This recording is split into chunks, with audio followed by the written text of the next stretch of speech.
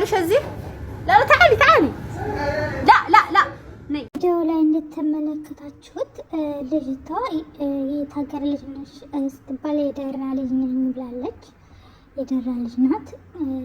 የምታውቋካላችሁ ኮሜንት ላይ ያሳውቁኝ ማለት ነው። እና ቪዲዮ የሚቀርጹት ልጆች አግኝተናት ነው ብለዋል። ወደኛ ጋር ይዘንሽ እንሂድ ሲሏት ነበረ። አሻላለችም ልጅቷ ማለት ነው። እንደውም አትቀርጹኝም ፎቶ ማተንሽኝ እያለች ነበረ። የሚገርመው በዚህ በሙቀት ደግሞ በባዶ እግሯን ጫማ አደረገች ማለት ነው። እንግዲህ ማዳም ምን አርጋት እንደወጣች በምን ምክንያት ከማዳማ ቤት እንደወጣች እንግዲህ አላህ አለም ማለት ነው። በጣም የሚያሳዝነው በዚህ በሙቀት በባዶ እግሯ ማለት ነው። በጣም የሚያሳዝነው አሁን ላይ የሚመጡ ልጆች በትንሽ ነገር እንጃ ተስፋ ይቆርጣሉ። መስለምን ነገር አመት ሳይሰሩ ኮንትራታቸውን 2 ዓመት ሳይሰሩ በጣም ተስፋ ይቆርጣሉ። ገና በመጡ በወራቸው በ3 ወራቸው ማለት ነው። እንዳለ ኮሜንት ላይ ገና 2 ወሬ ነው 3 ወሬ ነው።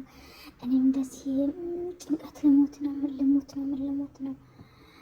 አረ ሰብር ይኑራችሁ ሀገሬ ልጆች፣ ሰብር ይኑራችሁ። ከምር ካልቻላችሁ መስራት ካልቻላችሁ ከተጨናነቃችሁ የሚያማችሁ ከሆነ ያሳፍሯችኋል ማለት ነው። ቀጥታ ወደ ሀገራችሁ ሄዱ። እዚህ ሰው ሀገር ላይ እንደዚህ በጭንቀታውን ወደ አስፋልት የመኪና አደጋ ሊደርስ ይችላል። የተለያየ አደጋ ሊደርስባችሁ ይችላል ማለት ነው። እንደዚህ ሳይጠናባችሁ በፊት መጨናነቅ ስሜት ካላችሁ የመታመም ስሜት ካላችሁ ለቤተሰቦቻችሁ ለእናቶቻችሁ ስትሉ ወደ ሀገር ያሳፍሩ በሏችሁ። ወደ ሀገራችሁ ያሳፍሯችኋል ማለት ነው። አሁን ላይ ሳውዲ አረቢያ ችግር የለባቸውም። በመጣች በ8 ቀኗ በ15 ቀኗ አልተመቸኝም ቤት ቀይሮኝ ምናምን ካሽ አጣርገው ነው የሚያሳፍሩት ማለት ነው። እና ወደ ሀገራቸው ብትሄዱ የተሻለ ነው ማለት ነው። አሁን ገና አንድ ልጅ ናት።